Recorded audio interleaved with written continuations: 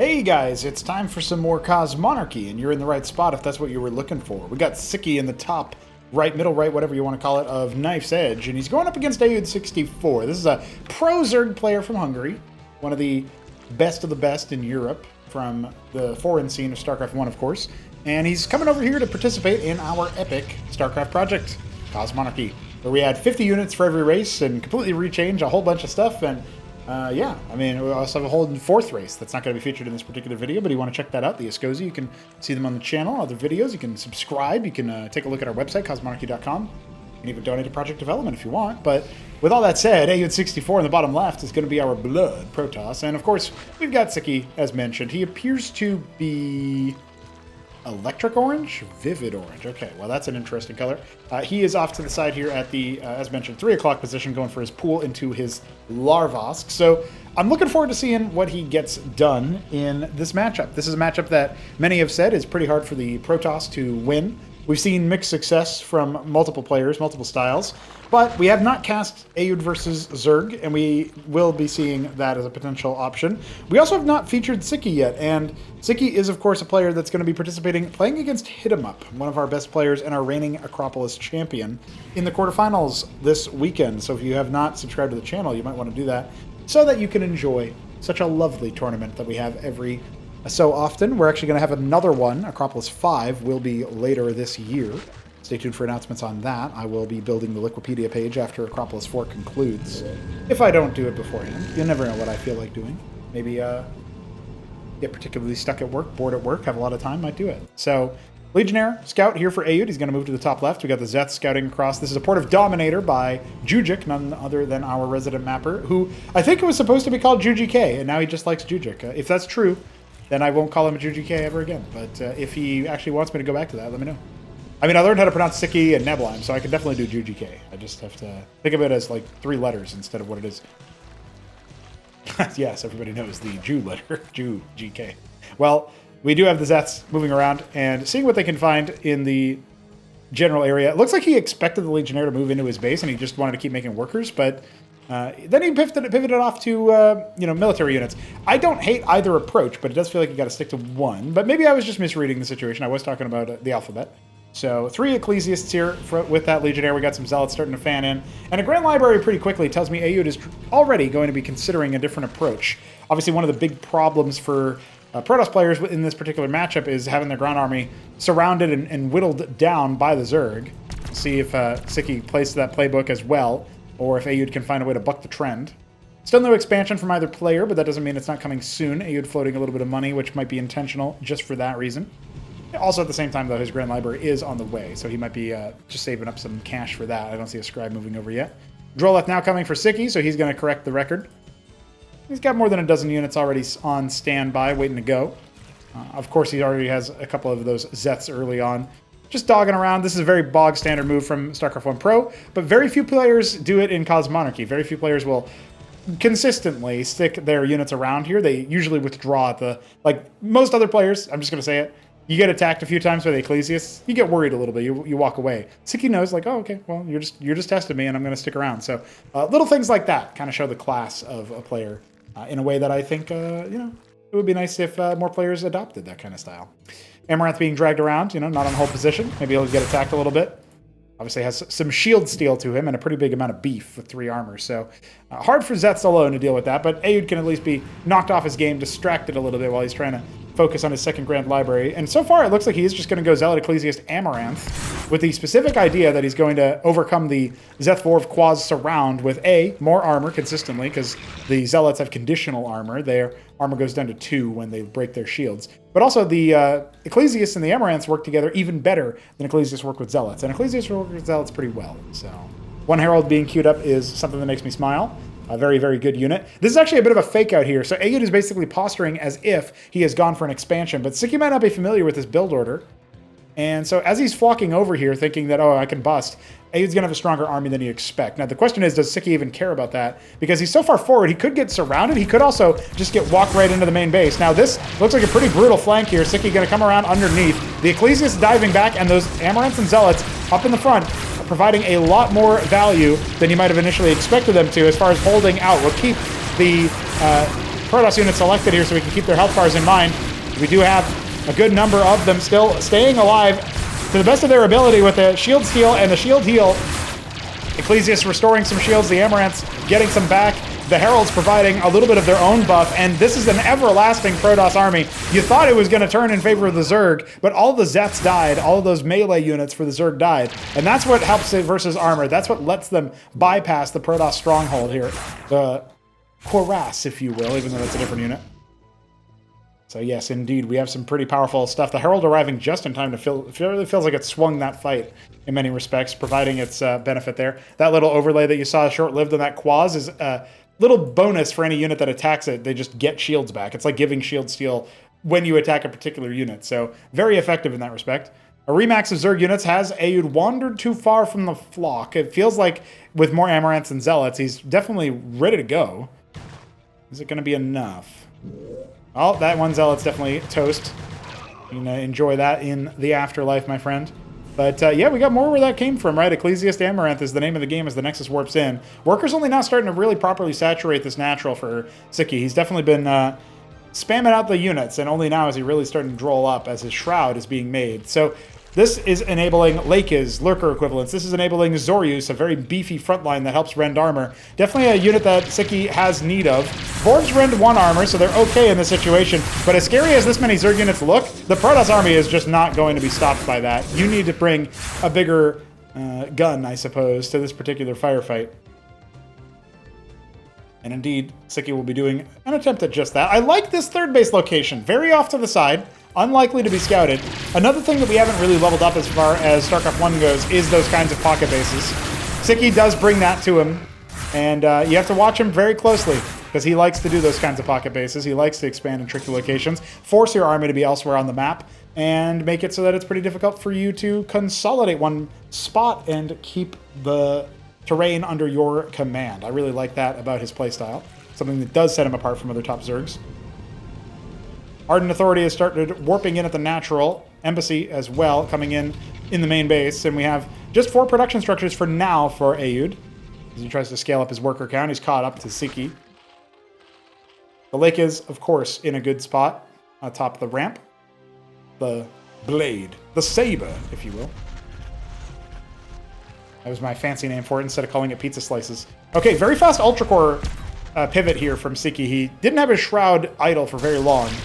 He's going right up to an upgraded version of that so he can upgrade these Zoryusthaleths. Yes, Zoryusthaleth. I mean, it's easy to say, guys. Just say it with me. Zoryusthaleth is going to upgrade into the Ultra Core. And so that is our Ultralisk equivalent, of course, if you couldn't tell. Does look like the Protoss are seeking some kind of flanking position around the lake is. Ulgorg only halfway complete. Some static defense starting to be amassed over here. I think Sziky has a pretty good internal clock. Oh, wow. This is a bold move, moving these up to the top right. That's very telling if Aoud was still in the area. But I think he's got an internal clock of when a drop could show up. And indeed, we have a Witness coming and then a Cantor coming. Eventually, we might see an Envoy. That's the shuttle icon. We end up seeing that in the production tab here in the top. Which, by the way, was a feat and a half of actually applying in this older version of StarCraft's engine, where we don't have source code and everything is reverse engineered.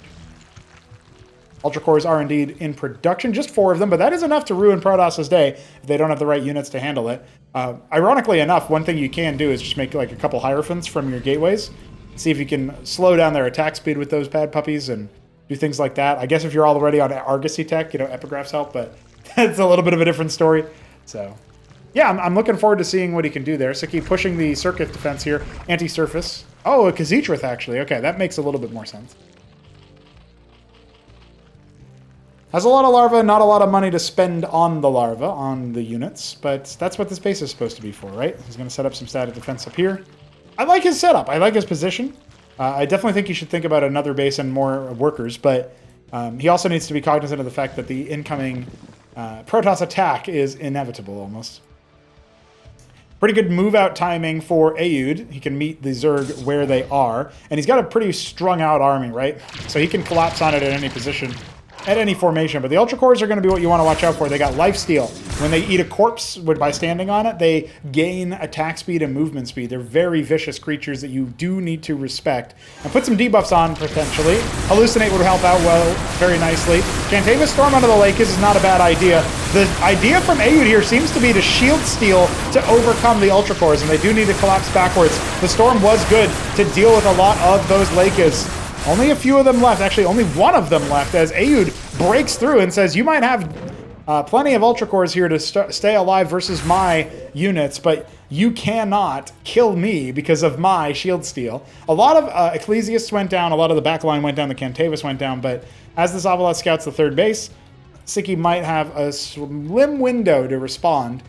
Problem is, okay, now he's got some Zorius in here. He can maybe ghost for some armor rend, but it does feel like he's lacking in dedicated damage, right? This is a situation where you might want to consider going for more than just some Lakes. 10 of them are on the way, though, and that is going to help solve your problem, I suppose. Good fire support sustained over a long enough time. I love the Zeth run by already triggered to move over to the 9 o'clock. There's only one Amaranth here to guard it. Maybe there's a chance here that Ayud is already preempting it.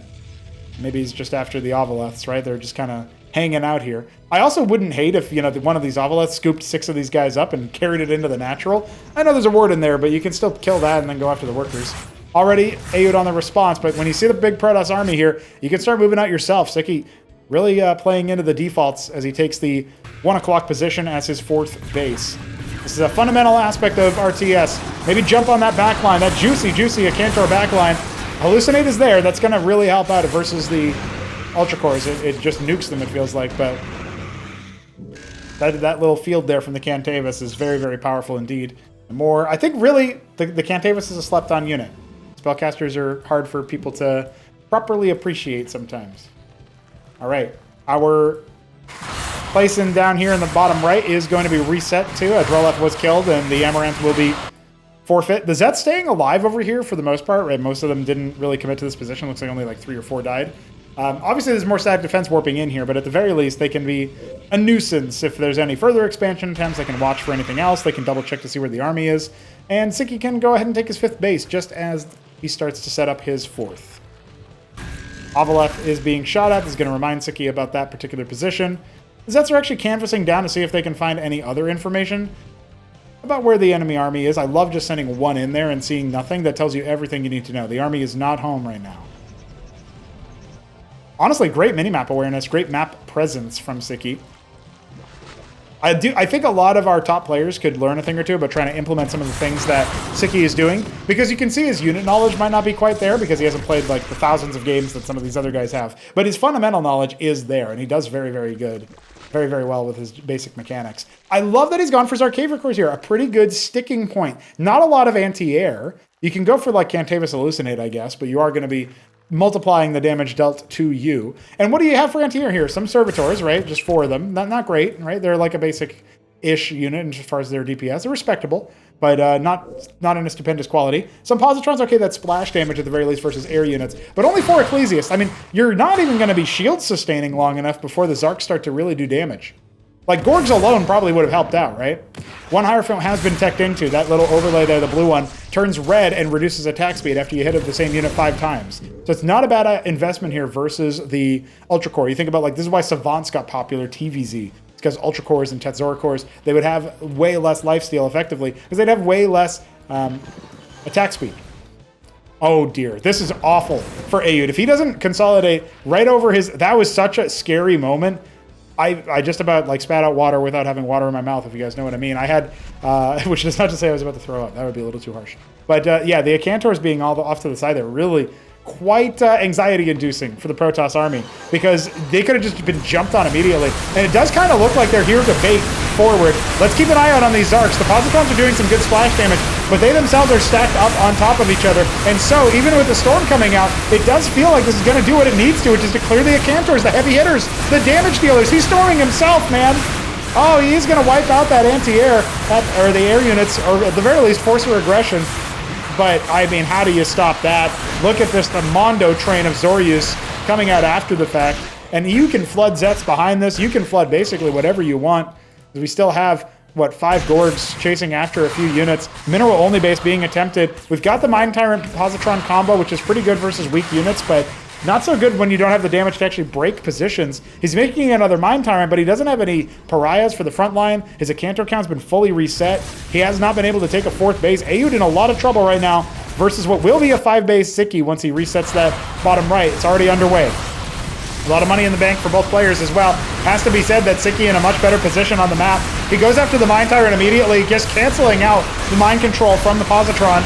A Maelstrom there to try to do what it can, but it's not enough, not quick enough. And that's going to break the whole position. Aoud GG's, and that is the end of the game. Sziky will take it in 15 minutes. We have ourselves another Zerg versus Protoss in the bag in favor of the Zerg. Now, we've gone back and forth. Arbuz versus Crank in favor of Arbuz. Hit 'em up versus Hamster in favor of Hamster. I'm not really entirely sure that we can derive too many sweeping statements from games like this, but I do appreciate the games, and I do think that was a pretty cool set of matches. I hope that you guys have yourselves a fantabulous time today and in all days, and I will see you very soon for more Cosmonarchy content. Remember, supporting the project is as simple as sharing the word, joining our servers, either on Discord or Fluxer. You can find links in the description. Pop it into our coffee page or, something like that to send some donations our way. It all goes back into the project one way or another, and we very much appreciate it. GG.